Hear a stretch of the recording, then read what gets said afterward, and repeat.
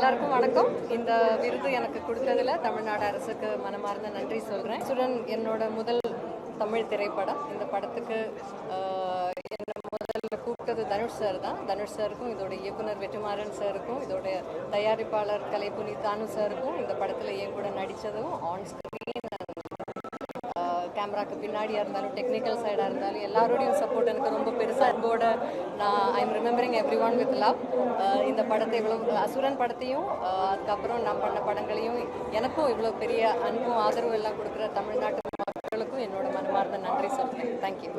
2019 ஆண்டில் ரிலீஸ் ஆன Wales film international தயாரிப்பில் வெளிவந்த கோமாளி படத்துக்கு 3வது பரிசு கொடுத்துருக்காங்க.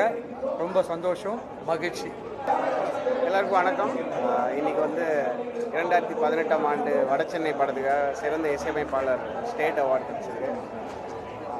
பெரிய பெருமையாக நான் நினைக்கிறேன். என்னோட வடசென்னை டீம் அவங்களுக்கு ரொம்ப ரொம்ப நன்றி தெரிவிச்சுக்கிறேன். அண்ட் இந்த படத்தை எனக்கு இந்த வாய்ப்பை வழங்கிய மிஸ்டர் வெற்றிமாறன் அவர்கள், அப்புறம் தனுஷ் அவர்கள், அப்புறம் ப்ரொடக்ஷன் கம்பெனி